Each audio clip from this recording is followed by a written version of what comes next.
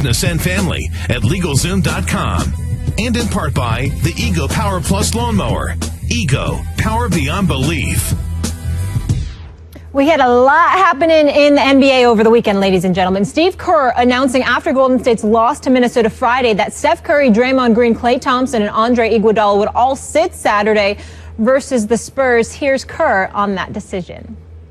I genuinely feel bad for the fans who bought tickets and came to see Steph or Klay or Draymond.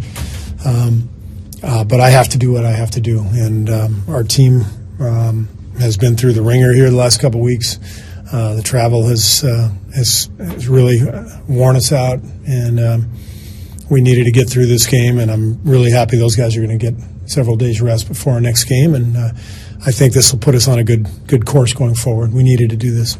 We're seeing a lot of this lately, guys. Max, I want to start with you. Do you have a problem with Kerr benching his stars? No, not at all.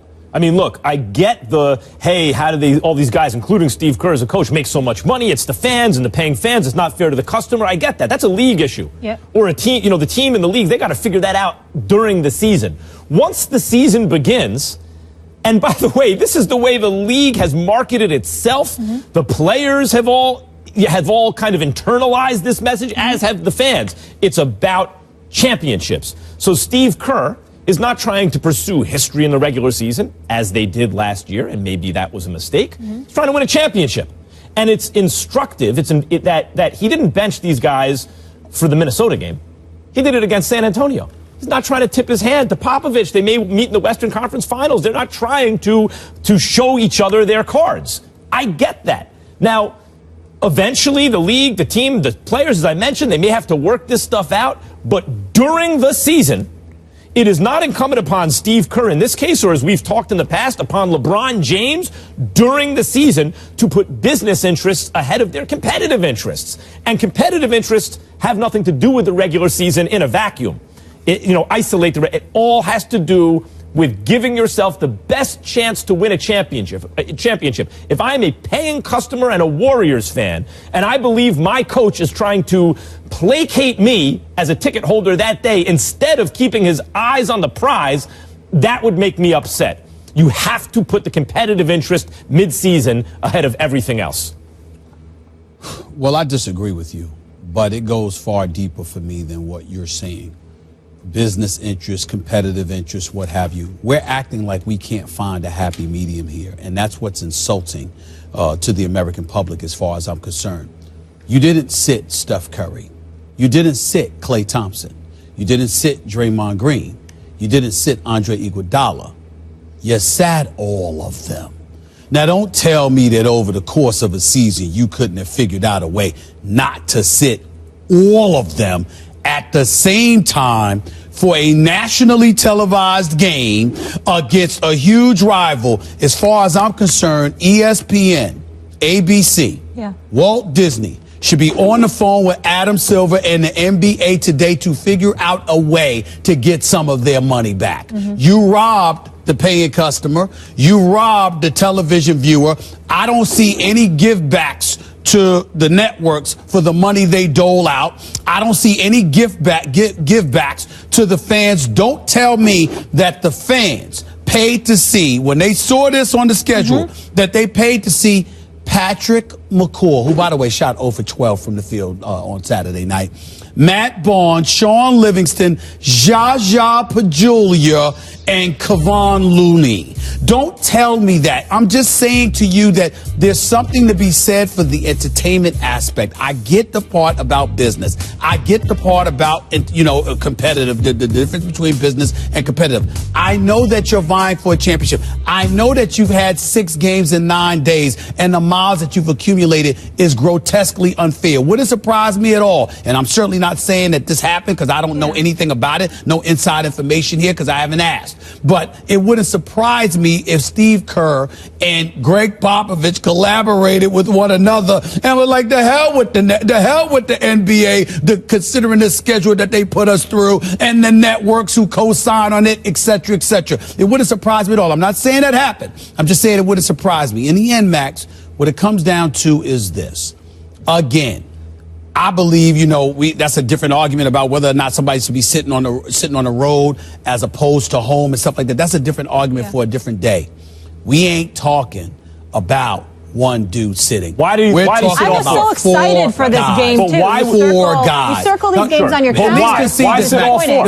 I'm saying, at least concede this. Okay. It's a total disregard for the public. That's why it took guts. And the league. This is why it took guts from Steve Kerr. Think about this. First of all, you're willing to risk a first-round matchup against the Thunder. He's cool with that. I like that. Secondly, you know it's a nationally televised game. Yeah. You're not resting one. You're resting them all. That actually takes guts. And even if that leads, it's so outrageous, it leads to a rules change eventually. Steve Kerr's not worried about that down the road. Maybe he even wants a rules change. He's playing within the rules as they are currently constructed. And he doesn't want to tip his hand. Is that what you think the intention is? Of course, all four. All four. It's not only to give them rest. But I mean, it wasn't to, like you're saying, to deal with the schedule and not have this kind of gauntlet of road games. No, well, maybe it's a muscular move. It does more than one thing. But one of the things it does is, okay, Pop, you're not going to get that experience against against all of our best guys and be able to game plan for it. I'm going to hold these cards. I'll see you in the playoffs. And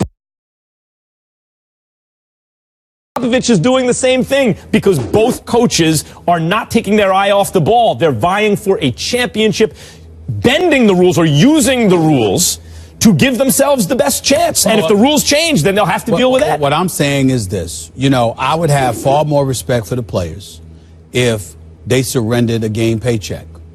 If they sat up there and said, you know what, listen, I don't want to show up to work today. It's a nationally televised game. I'm saying it has an impact. Let's not act like it does not. It has an impact. And I don't recall any of these guys that want to play in front of an empty stadium. What if the setup and at some point in time, let me be the first to say this. The fans really are the ones that have to do something about this. The fans, if they're going to announce that they're not playing guys, the fans need not show up. They don't need to show up to the arena. They don't need to watch it on television because but what do they do if they already paid for it, Stephen? You know what I mean? So in terms of you're paying a lot of money, your kids want to go. What I'm saying to you in terms of making a statement to provoke change, there is nothing in life that you're able to accomplish without sacrifice. And that even though, listen, you ain't going to get your money back anyway, but perhaps what fans should sit up there and do is don't go to the game. And by the way, when we knew Saturday morning when I had to do SportsCenter on a Saturday morning, thank God I didn't have to fly out there for that. Could you imagine what my attitude would be this morning if I had to fly out there that Saturday night for that game? It would have made good TV, though. I'm telling you, it would have been a problem. It would have been a problem. I'm telling you that right now. It's not that these aren't issues, and it's going to be difficult to legislate this stuff, but it can maybe be done. You can incentivize teams to play players. It's just that you can't do it in the middle of a season. You're going to have to deal with this in the off season. It's a league issue. The Saturday it's none of Steve Kerr's business. So good last the business of it's none of Steve Kerr's business right now. Listen, Steve Kerr didn't do something wrong, but he also isn't innocent in all of this because he made it his business by the decision to bench all four guys. If you benched one, I got that. We might not like it, but it makes sense. But when you bench all four, I mean, listen, Andre Iguodala made news for all the wrong reasons this past weekend. I think to some degree there was a level of frustration. You know what that because he wanted to play. Biggest takeaway from me is that Steve Kerr is surveying the landscape and saying, forget about, you're right, the fans at the moment, the TV networks, the league, the war, everybody, forget about the Thunder in the first round. I got to worry about every little advantage I can get against the Spurs because that's the team I'm going to have to get by. That's your biggest takeaway. My biggest takeaway is that the fans should not have shown up, nor should they have watched. I did not watch 1 second of that game, and I work for the damn network, and I did not watch 1 second, and I am proud to say I did not watch 1 second because the fans, including myself, were robbed Saturday night. I know what you were watching Saturday night.